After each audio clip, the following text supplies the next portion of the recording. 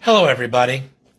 Today, I'm going to share with you a quote that I came across this morning that I just found really powerful. I am working on the third in a five-part series of the book of Job, and we're looking at the question, how do we deal with suffering in our life, and how do we deal with other people who are suffering? And the ultimate question that comes out of the book of Job are we in love with God for what God does for us, for what God gives us, or do we love God for being God regardless?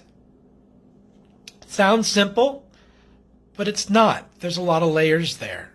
And in working on this, I came across, oh, this is just wonderful. There's this book by Mac Turnage and Ann Shaw called Grace Keeps You Going, Spiritual Wisdom for Cancer Survivors. It's Louisville, Kentucky, Westminster, John Knox Press, 2001. And what they said there is this. Prayers carry words, emotions, questions, requests, affirmations. In contact with God, openness is necessary, far more important than our words or phrases or positions or patterns. However, there is nonverbal praying, moaning and wailing, sighing and begging, stunned silence and holy laughter. All of these elements in our spiritual linkage with God, the great healer. When I listen to and sit with these words this morning, my mind's eye keeps focusing on openness is necessary. And the other phrase, the end of this quote, spiritual linkage with God, the great healer. Some may say, well, Rob, it's pretty simple. You obviously need to be open to the power of God in your life so that you can experience God as the great healer. No big deal there. Is it? I think it is a big deal.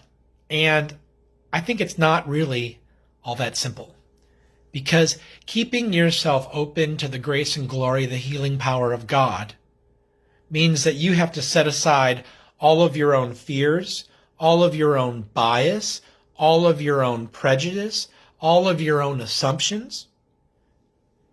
You need to let go and let God with everything. Follow the life of Jesus as a model and get completely outside of yourself and do for others so that you can do for yourself. Love others so you can experience love for yourself. Care for others so that you can feel care for yourself. Help others who are suffering or sick so that you can find help for yourself when you are suffering or sick. It's that old spiritual adage. In order to keep it, you got to give it away. And that requires a lot of openness. Openness to all of the spiritual linkages with God, the great healer, that we have. And I think some of the spiritual links that we share with God may be pretty universal. And then some may be extraordinarily unique and crafted to each and every one of us. I know, for instance, that I like to go for walks. And when I go on walks and the sun is shining and the breeze is blowing and the leaves are moving, and there are times when I just, while I'm walking, feel a connection with God that feeds my soul.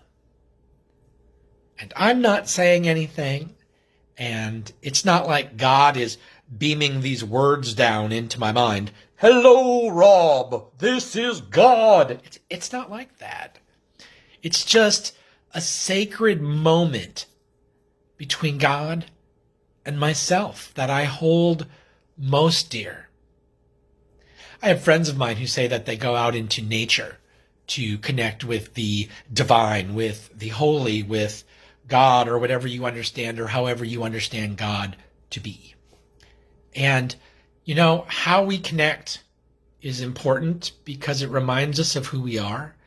It right sizes us, and it allows us to remember time and again that God has done for us what we cannot do for ourselves. And there is one who has all power, and we can rely on that power. This is not a get out of jail free card. Let's not go there. That's not what I'm talking about. But what I am talking about is this idea that when you open yourself to God, you need to be willing and you need to just let it all go. Some of us do that with prayer. Some of us do that with singing, particularly singing in worship. Some dear friends of mine, I believe, really connect with God while they're singing in worship. Others do so when they're writing or journaling or painting.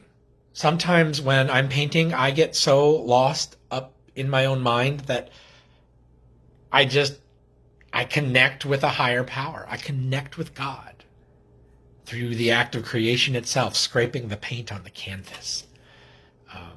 Sometimes when I play with my cats, I feel the same way because I love them. And when I think about it, I think, somewhere in that love is a connection, is a link to God, the great healer. So today, I'm asking you to think about what are your particular links between you and God, the great healer, that you can utilize, that you can use in this turbulent, upside-down world, that you can depend upon to connect you to something so much more, so far greater than yourself, that can help you make it through these extraordinary days. And I guess this is where I've ended up with our 5-minute meditation this morning, because preaching on the book of Job this week, I'm focusing on chapter 19, verse 25a.